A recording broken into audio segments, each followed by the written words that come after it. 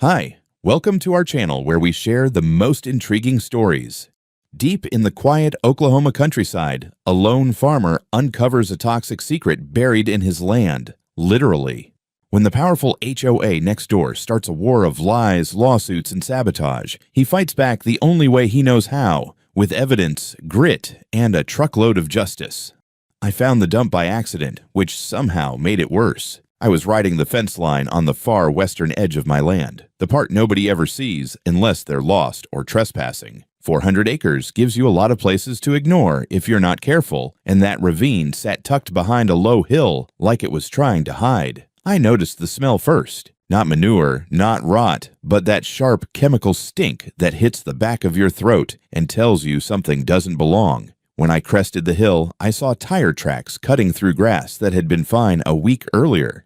Fresh tracks. Heavy ones. The ravine looked like a landfill had coughed and died in it. Black bags split open, drywall chunks, broken cabinets, shredded insulation, rusted metal, old mattresses folded like dead animals, tires stacked and half buried, plastic sheeting flapping in the wind like surrender flags. It wasn't one careless dump. It was organized, repeated, deliberate. I sat there longer than I want to admit, engine idling, trying to convince myself there had to be some explanation that didn't involve someone using my land as a free trash can. That explanation never showed up. At first, I told myself it had to be drifters or contractors cutting corners. I didn't want to think worse. I hauled out gloves, poked through the mess, and found the kind of debris that doesn't wander in on its own. Kitchen remodel scraps, branded moving boxes, packaging from new appliances. This wasn't random junk. It was suburban garbage. Somebody had paid someone else to make it disappear, and it had ended up rotting on my pasture.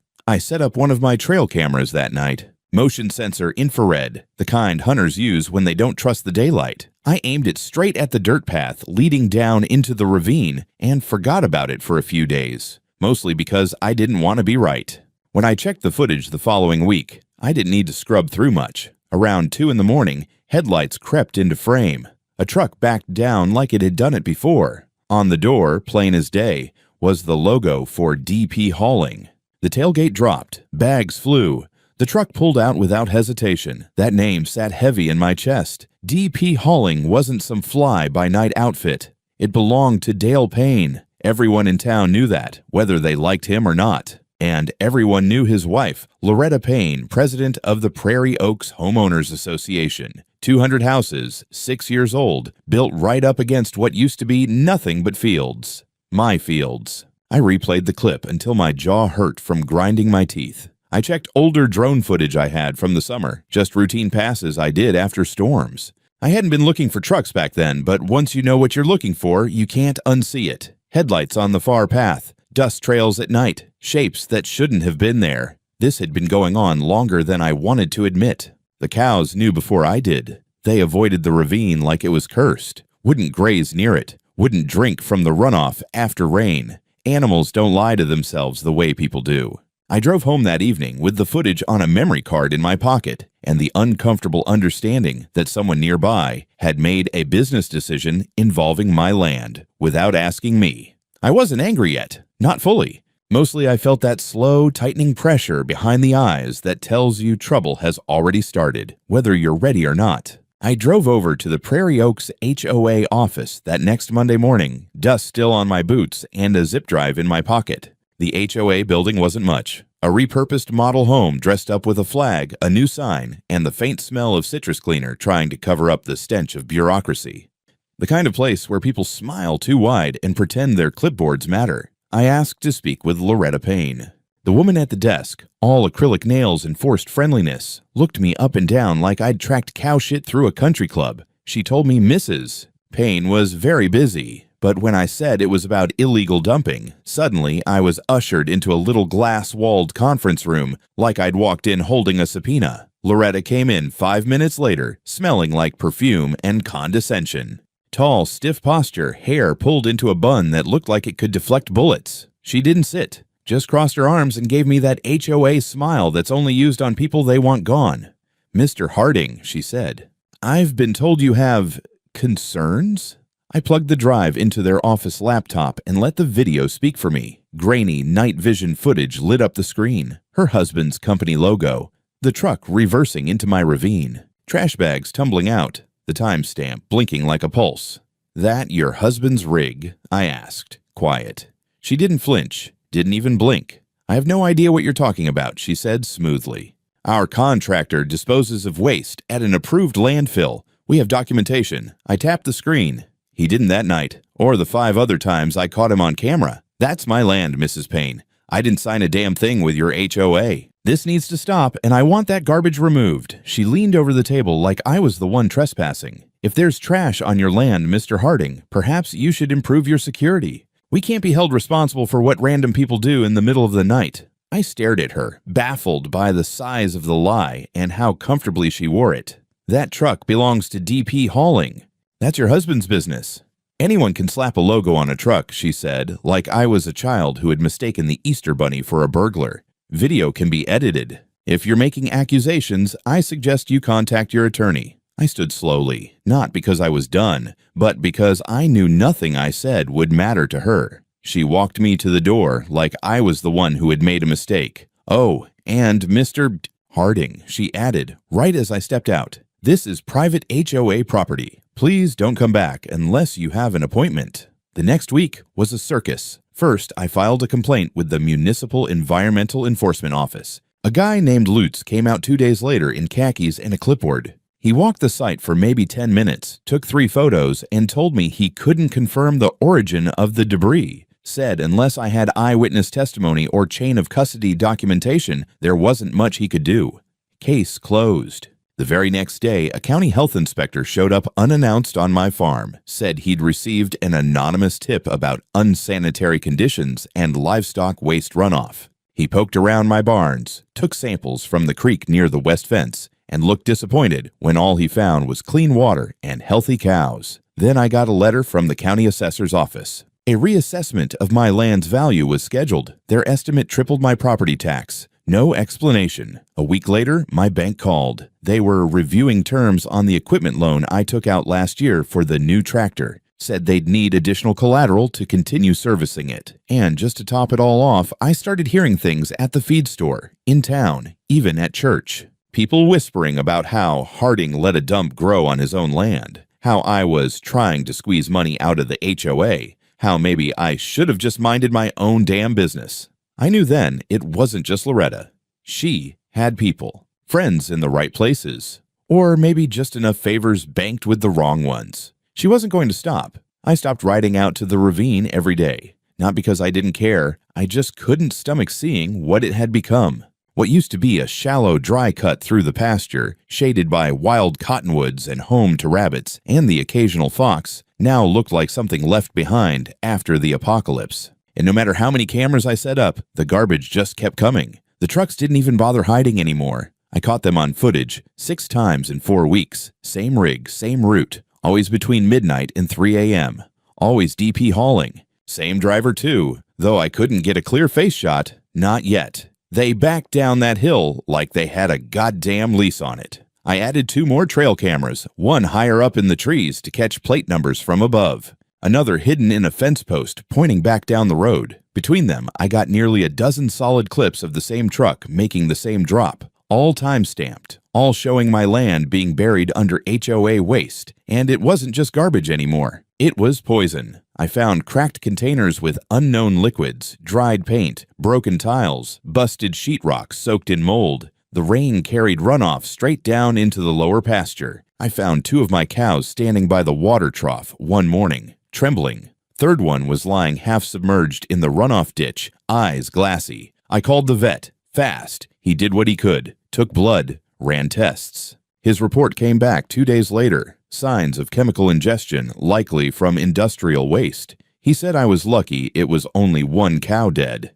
The other 2 might recover. Lucky. That damn word stuck in my throat. That cow had a name. Rosie. She was born during a storm 3 years back. I'd bottle-fed her myself when her mother rejected her. She followed me around like a dog the first 6 months of her life. And now she was gone because some HOA wanted to save a buck on landfill fees. I started digging through the piles myself. gloves, mask, heavy-duty boots. I went through it bag by bag, because if they wanted to pretend it wasn't theirs, I'd find the truth in their own trash. Took me hours, days, every morning after feeding, every evening after sundown. And I found it. Credit card offers addressed to Michael Trenton, 248 Prairie Oaks Lane. A late payment notice from the HOA itself, stamped and signed by Loretta. A printout of an email exchange between board members about reducing trash pickup costs by revisiting alternative disposal strategies. Meeting notes, HOA stationery, torn in half. I pieced them back together like a goddamn forensic tech. I took photos of everything,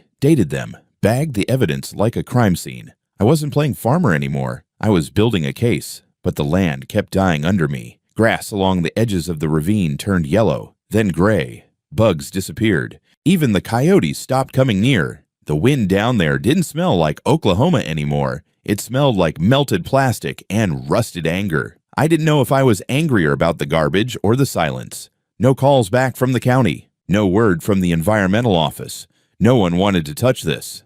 I was a man shouting into the void, and the void smelled like benzene. I knew they thought I'd just give up, that I'd get tired, that I'd sell the land or pave over the mess or quietly eat the loss like a good little nobody. But every new piece of trash I found made me more certain. I wasn't going anywhere, and neither was this garbage. Not until someone took responsibility. By the time I decided to move the trash, I had already accepted that there was no version of this story where I stayed clean. I didn't mean morally, I meant legally, socially, reputationally. Loretta had made it clear she was comfortable playing in the mud, and the county had proven they were happy to look the other way as long as it didn't splash on their shoes. If I kept waiting for someone else to fix it, I'd be standing in that ravine until it swallowed the pasture whole, so I stopped waiting. I planned it the way I plan everything on the farm, slow, methodical, with backup plans for when something breaks. I rented an extra trailer under my cousin's name, bought industrial gloves, respirators, and heavy-duty straps. I didn't rush. I didn't rage. I worked, night work mostly, because that's when the trucks had done their damage, and it felt appropriate to undo it under the same stars. It took multiple trips. The smell alone would have knocked a weaker man flat. Every load reminded me how long this had been going on, how comfortable they'd gotten using my land like a secret toilet. HOA bags, broken furniture still tagged with Prairie Oaks delivery stickers. The same names I'd seen on envelopes now stared back at me from smashed Amazon boxes and torn mail. They hadn't even bothered to shred half of it. Arrogance does that to people, makes them sloppy. I hauled the last load just before dawn on Sunday. The streets of Prairie Oaks were silent, manicured, perfect, sprinklers ticking like metronomes, flags hanging still. I parked right in front of the HOA administration building, the heart of the whole polished lie, and unloaded everything in neat, deliberate piles. No scattering, no vandalism, just a mountain of exactly what they'd sent me. I made a sign out of scrap plywood and a Sharpie. Nothing fancy. Returning your property. Respectfully, Clint Harding. I propped it right at the front. Before I left, I sent the drone up. Got clean aerial shots, the logo on the building, the piles of trash, the sign. The symmetry of it all. I didn't post it yet. That could wait. The phone started ringing before I made it back to my truck. By 9 in the morning, Prairie Oaks looked like an anthill kicked by a boot. Residents stood in robes and jogging gear, hands over mouths, pointing, gagging. Loretta's SUV screeched into the lot like she was late for her own execution. Someone called the police. Someone else called the local news. I knew because I'd finally sent the footage to one person. Her name was Tess Grayson, young reporter. Too curious for her own good. She'd come out to the farm 2 days earlier, notebook in hand, skepticism all over her face. She hadn't believed me at first, not fully, but the footage, the documents, the death report from my vet, that had cracked something. I texted her the drone shots and a single line, "You might want to wake up early." She did. By noon, the story was everywhere online. By evening, Loretta was on camera, red-faced, talking about environmental terrorism and an unhinged farmer with a grudge. She said I'd endangered families. She said I'd dumped waste illegally on HOA property. She never once said it wasn't theirs. I watched it all from my kitchen table, mud still under my nails, coffee going cold. I knew the hammer was coming. Lawsuits, charges, maybe cuffs if the wrong officer showed up. But for the first time since I'd found that ravine, the lie was sitting out in the open where everyone could smell it, and it smelled just like my pasture had. The lawsuit landed 2 days later like a brick through a stained glass window. Certified letter, hand-delivered by a smug guy in a golf cart wearing a Prairie Oaks security polo. He looked disappointed when I didn't flinch. I signed for the envelope and wished him a safe ride back to Fantasyland. Inside was the expected stack of legal bile, a civil suit from the Prairie Oaks Homeowners Association against me, Clint Harding, for the following sins: illegal dumping of hazardous waste, ecological vandalism, malicious mischief, and my personal favorite, emotional trauma inflicted upon residents due to visual and olfactory disruption. They were demanding $225,000 in damages. They also wanted a restraining order, a cease and desist, and a public apology. I laughed so hard I choked on my coffee. I wasn't surprised, not really, but I was a little impressed. It takes a certain kind of gall to poison a man's land, kill his livestock, then sue him for returning the favor. Their lawyer even included photos of the garbage piles, my photos taken from the drone, watermarked and all. That told me two things. One, they were scared enough to steal evidence, and two, they didn't think I had anything better. They were wrong on both counts. I called my attorney, Marty Havelock, a man whose voice always sounded like it came with a side of bourbon and who enjoyed lawsuits the way other folks enjoy fishing. He had been semi-retired until I called, but he perked up at illegal dump site and damn near salivated when I told him it involved a HOA, municipal corruption, and a dead cow. "You're telling me," he said slowly, "that you've got video evidence, physical trash with addresses, a vet's toxicology report, and a falsified zoning map." "Working on the last one," I said. "But yeah, everything else is real." He whistled low. "Clint, I think you just bought me a new boat." We filed the counterclaim the next day. Illegal dumping, environmental damage, loss of livestock, defamation, harassment, emotional distress. Total damages sought $65,000. Marty made it nice and clean. Then, the cherry on top, we submitted a formal request to the district court for discovery of HOA records, including all financial transactions with DP Hauling for the past 3 years. That's when they started to sweat. Tess, the journalist, published her second article right around then, "When the Trash Doesn't Leave: How Prairie Oaks Outsourced Its Waste and Its Conscience." It included snippets from the HOA meeting minutes I'd found in the ravine, excerpts from the vet's report, and a side-by-side comparison of the garbage on my land and the garbage dumped in their own public square. My sign made the front page. But the real bomb dropped the day I got a manila envelope in my mailbox with no return address. Inside was a printed email thread between Loretta Payne and an inspector named Carl Dellinger from the county zoning office. I recognized his name. He was the one who dismissed my original complaint without blinking. The emails made it sickeningly clear why. Loretta had written, "We've had issues with Mr. Harding before. The land is technically ours if you look at the 2017 boundary update. Please ensure this doesn't become a larger issue. HOA funds are at risk." Carl replied, "Understood. No traceable report." "Consider it handled." I nearly crushed the paper in my hand. This wasn't just trash anymore. This was fraud. They had redrawn the lines on paper to make it look like my land had somehow become part of the HOA jurisdiction, something I would never agree to and had absolutely not signed for. The updated map looked official, stamped, sealed, fake. I took it straight to Marty. He grinned like Christmas had come early. Let's see if the court likes being lied to. We amended the counterclaim. Added zoning fraud, intentional misrepresentation, and submission of falsified documentation in a civil case. Marty said we were within inches of pushing this into criminal territory. Meanwhile, the court set a hearing date for both the HOA's complaint and our counterclaim. It wasn't a full trial yet, but it would be enough to air the evidence. Tess was already setting up for a third article. The comments on her pieces were brutal. Residents of Prairie Oaks were turning. Some had started contacting her anonymously, telling her about HOA funds that never made it to public improvements, about secret meetings, about how Loretta had been promising to cut waste costs for years. I guess she never said how. By the end of the week, I got a call from a Prairie Oaks board member, not Loretta, a guy named Sean McKinley, treasurer or vice chair or some equally soft title. He sounded nervous. "Mr. Harding," he said, "I was hoping to de-escalate things.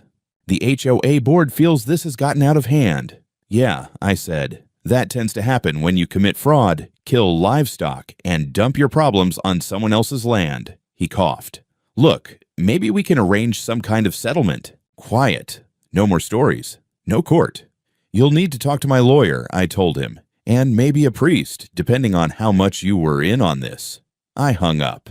And I smiled. For the first time in months, they were the ones backing up, the ones sweating, and the ones who were about to learn that some farmers may be quiet, but we don't forget where the shit came from. The first subpoena went out on a Wednesday, and by Friday, Prairie Oaks looked more like a shaken beehive than a neighborhood. The moment the court granted discovery, Marty wasted no time pulling every thread he could get his hands on.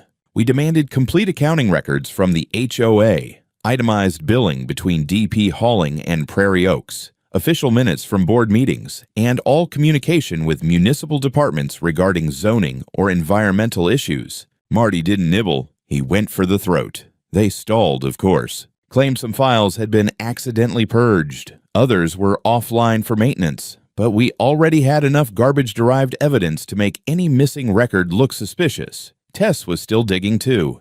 She called me late one night, voice buzzing with energy like she'd mainlined coffee and vengeance. "Got something," she said. "The landfill. The real one the HOA is supposed to be using. They've never logged a single load from DP Hauling in the last 3 years. Not one." That hit like a hammer. For 3 years, Dale Payne had been billing the HOA $8,000 a month according to the few invoices we had recovered, and not a single load had ever reached the legal dump. That meant all the trash had to go somewhere, and my ravine was just one destination. Tess published her third piece, Phantom Pickups, How a Suburban HOA Vanished Its Trash for Profit. She had confirmation from the landfill, commentary from a local environmental lawyer, and direct quotes from my vet's toxicology report. She stopped short of calling it organized crime, but the word embezzlement appeared 6 times. The story blew up, picked up by state news, and even made the regional CBS affiliate. The HOA board tried to call it slander, but the truth was out, and the internet has a way of not forgetting. And then came the driver. His name was Ricky Hess, mid-30s, tattoos up his neck, and a permanent squint like he was always looking into trouble. He showed up at the feed store one morning and asked if I was the farmer with the dead cow. I said I was. He introduced himself and said he used to work for Dale Payne until 2 weeks ago when Dale fired him for being too nosy. We sat on a bench behind the store while he smoked 3 cigarettes in a row. Said he used to drive for DP Hauling on weekends, mostly night shifts. Thought nothing of it at first. Dump runs were supposed to be legal. Then one day, he asked why they never got weighed at the landfill like other contractors. Dale told me. Ricky said, "Don't worry about it." Said the HOA had an arrangement. I asked if he'd testify. He nodded. Said he'd already talked to a reporter. Tess had found him first.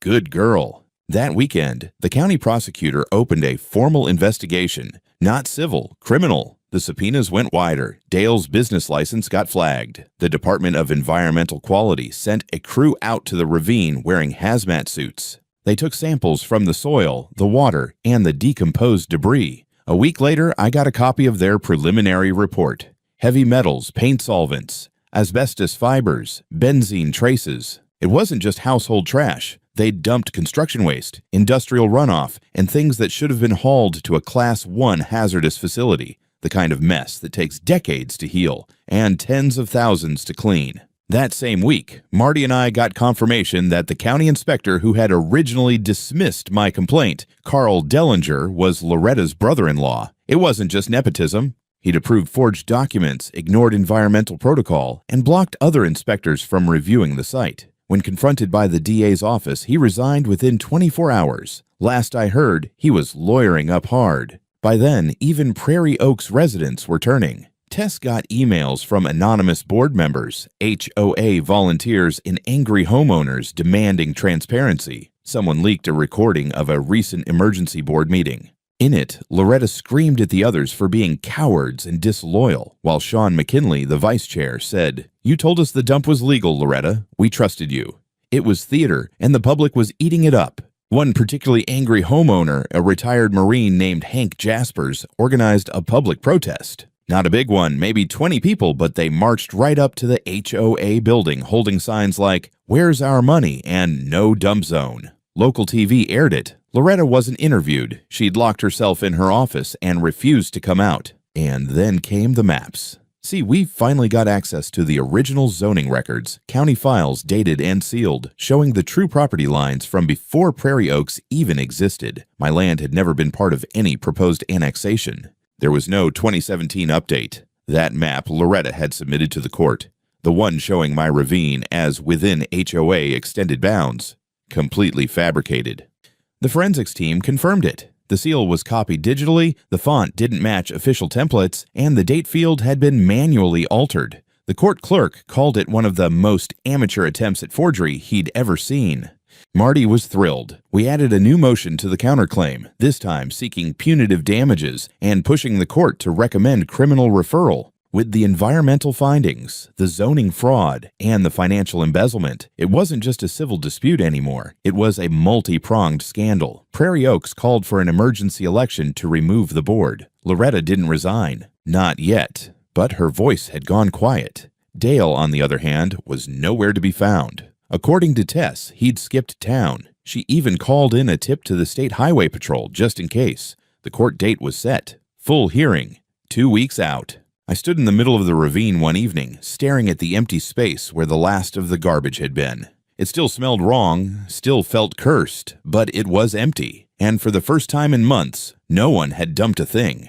I'd even noticed the coyotes coming back. Whatever happened next, they'd finally stopped. The courthouse smelled like floor wax and tension. I'd been in courtrooms before, traffic tickets, land surveys, the usual, but never for something like this. The case had been moved to district court in Stillwater to avoid conflict of interest, which was legal speak for everyone in the local courthouse knows the pains. It wasn't a jury trial yet. This was the big preliminary hearing, the HOA's civil suit against me, our counterclaim, and the matter of the forged map. Judge Holloway presided, white hair, narrow eyes, no patience for theatrics. He looked at everyone like they were already wasting his time. Loretta showed up with 2 lawyers in tow, both out of town, both wearing smug like it was cologne. She wore a conservative navy suit and that same tight polished bun. Her husband wasn't with her. Dale was still missing, officially out of state on business, unofficially somewhere avoiding a subpoena. Marty leaned over to me before we started and whispered,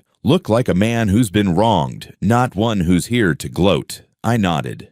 Truth be told, I didn't feel like gloating. I felt tired, like the last few months had aged me 10 years. The HOA's attorney went first. His voice was smooth, the kind of voice that sounded expensive. He called me vindictive, said my so-called evidence was circumstantial, and painted me as an eccentric recluse who launched an environmental hazard campaign in a fit of rural rage. He cited their right to peace and safety, and called the trash return an act of deliberate hostility against a peaceful community. I thought Judge Holloway might fall asleep during that part. Then it was Marty's turn. He started slow, like a man setting traps. He showed the court the videos, 6 separate dumps, all after midnight, same truck, same logo. Then the trash itself, labeled mail, HOA correspondence, receipts, all recovered from the ravine. He presented the vet's toxicology report, photos of Rosie, the environmental findings from the DEQ showing chemical contamination, and finally the drone footage of the garbage return. Then he dropped the forged map. This document, he said, holding it up with gloved fingers, was submitted to both the court and the zoning commission as evidence that Mr. Harding's land was under HOA jurisdiction. We now know this document is a forgery. We have expert testimony, metadata analysis, and sworn affidavits from the county records office confirming it never existed in any legitimate capacity. Judge Holloway raised an eyebrow at Loretta's team. Response: one of her lawyers stood. That document was submitted in good faith, Your Honor. If there was an error, it was clerical. Marty interrupted. It includes a digital signature from a zoning official who retired in 2016. The judge stared at them like they'd just insulted his dog. I see. Then Marty introduced Ricky Hess. Ricky took the stand wearing his one good shirt and looking like a man who knew too much. He confirmed every dump run, named dates, times, even showed his old pay stubs with handwritten notes from Dale. He testified that Dale instructed him to avoid landfills and instead take it out west where nobody'll complain. He pointed to me in court and said, "That man didn't complain, he fought back." When it was my turn, I didn't say much. I told the judge what I'd seen, what I'd lost. Showed him the emails from the anonymous source inside the county, including the one where Loretta called the land ours anyway. I ended with the quote from the sign I left in the HOA plaza. "Returning your property. Respectfully."